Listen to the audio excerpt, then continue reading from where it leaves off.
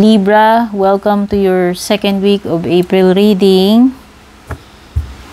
Thank you so much Libra for your support sa pagbalik-balik, palaging panonood, pagko-comment. Sa mga bago dito, please don't forget to like, share, follow, subscribe. Shout out to our YouTube channel member. Shout out na rin sa ating mga nag-avail ng subscription sa Facebook page at pati na rin sa mga nag-avail ng mga personal readings natin. Regarding personal reading services ko, mag-message directly kayo sa aking official Facebook page. Yung link at details na kailangan nyo nakalagay sa description below. Labas ng labas si Aditi. Dahil nakakakuha nito. Si Aditi.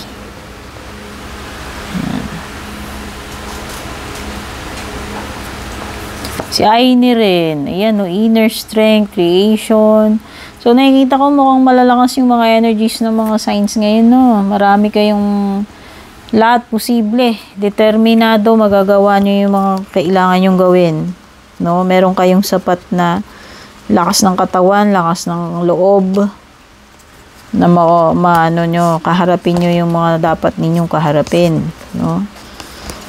No, meron kang inner strength and creation. May mga magagawa ka ngayong second week. For sure yan. May maa-accomplish ka.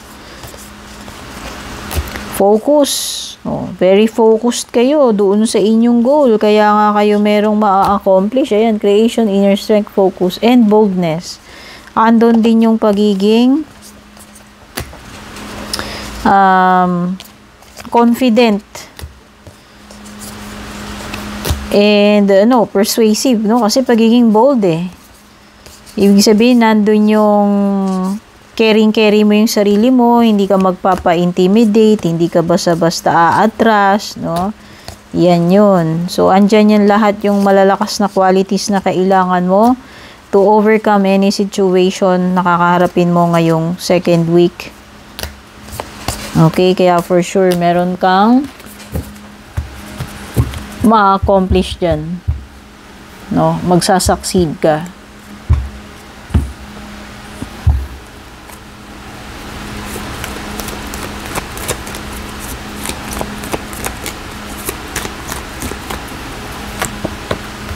King of Cups, water sign, Cancer, Scorpio, Pisces. Oh, strong energies ng water signs. Dalawang water sign cards yan.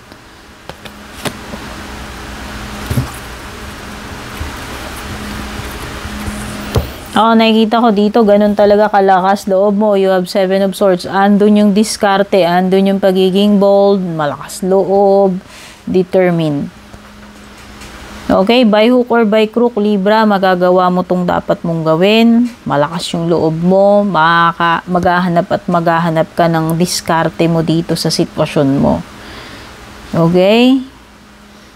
Lalabas yung mga tinatago mong dito, yung pamamaraan or diskarte. Yung mga ninja moves mo, Libra, nandyan, lumilitaw. Ayan ay 7 of Swords. Okay?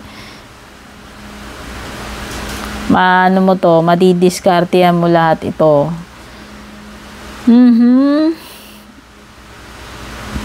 Ayan kalmado Nakikita ko very confident, focused, malakas, kalmado yung isip mo towards this goal or towards, this something na kakaharapin mo.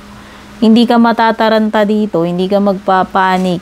Kalmado lang yung isip mo. Kaya nga siguro, madali mong magagawa, masusolusyonan tong problem na to dahil ikaw ay focused. Walang makakagulo ng mo dito, ng aura mo. Walang makakagulo ng isip mo dito. Walang pwedeng sumira ng diskarte mo. Nakaset ka dito, no? Ganon ganon ka-focus, hindi nila kayang basagin etong focus mo, Libra, dito sa bagay na ito. Kaya you will succeed for sure. At mukhang merong mga offers. Meron ba dalawang person dito, Libra? Pinag-aagawan ka ba? Okay, pwedeng may strong energy. Pwedeng dalawa silang water sign or very strong energy ng water sign kung sino man ito. Nakikita ko dito na merong nanliligaw sa'yo, pinupurso ka nitong person na to, magano to, magpapahiwatig sa'yo, sasabihin niya talaga yung feelings niya. Babae man to lalaki, ikaw man yung nanliligaw dito or nililigawan, no? So, nakikita ko dito, expressing meron ditong parang magtatapat. Sasabihin niya yung totoong nararamdaman niya. Ikaw man yan o yung person.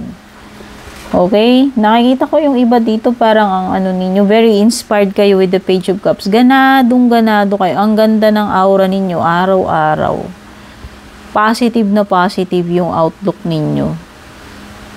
Ang ganda. Binabackupan pa netong diskarte, yung pagiging malakas ang loob, focused. Kaya maganda yung ninyo nakikita ko maganda yung magiging outcome nyo ngayong second week, productive and successful, Libra.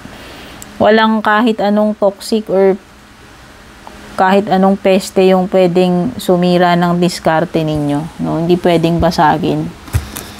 Ganun kaganda yung energies ninyo, Libra. Kaya congrats.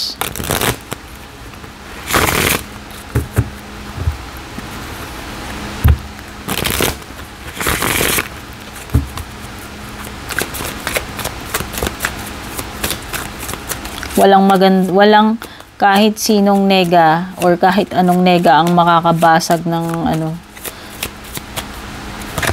ng aura ninyo or diskarte ninyo ngayon, Libra. Yan yung napakagandang energy.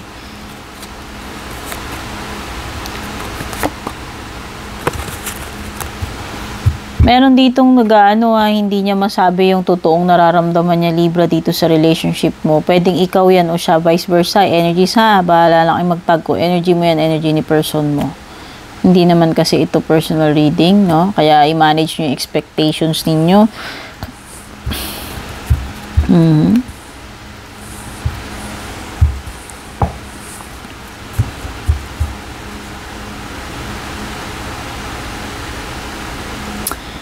Parang may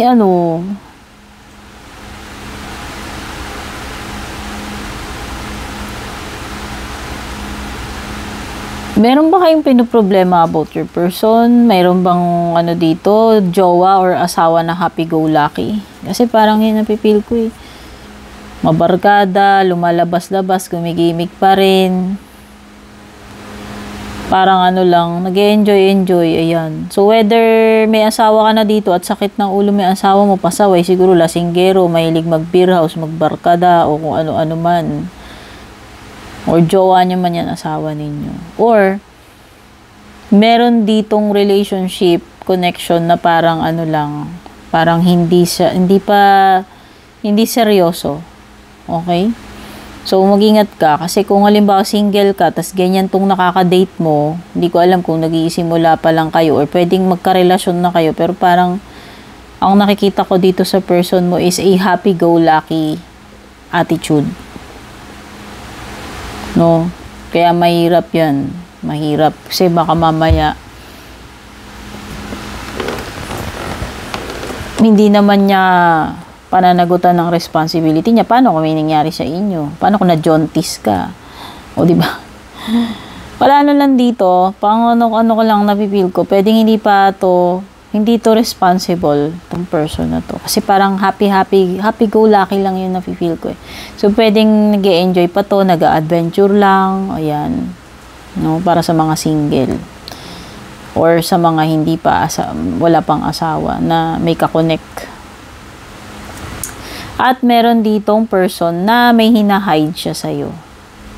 Pwedeng may mga hindi to dinideklara, hindi siya sinasabi, kinikwento sa'yo. Pwedeng may mga sikreto or may mga ginagawa. Okay? At yung iba sa inyo, ewan ko bakit kayo nagwo-worry. No? Anxiety ito, matinding pagwo-worry. O baka naman may nangyari sa person nyo. Halimbawa, wala naman kayong problema. Asawa mo man yan person, baka may mga pinag-aalala ka about your person, no? Pwede bang ganun? Yan, baka may ganyan.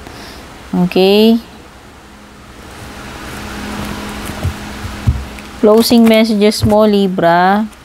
O baka mamaya may mga health related concerns ka. Kung sa person mo, pinag-aalala mo, baka mamaya may sakit si person, no? Nag-aalala ka para sa kanya. Or kung hindi man yan about health ni person mo, basta parang kung namumroblema ka man dyan, sakit man ng ulo yan, or parang may mga ikinakatakot ka, pinag-aalala ka dito sa person mo, no? New beginnings, Libra. Wow. So, may mga bagong chapter experiences, panimula na darating sa iyo. Okay, pwedeng iba, pumapasok kayo sa bagong job, or bagong relationship, or meron kayong mga ginagawa ngayong bago, tungkol sa sarili ninyo, no? Ayan, yung iba mabibigyan pa ni bagong chance. Be open to change. Ayan. So, kung may mga panimula rito, meron ding mga pagbabago. Libra, paparating sa iyo. Transformation to. Ayan, no?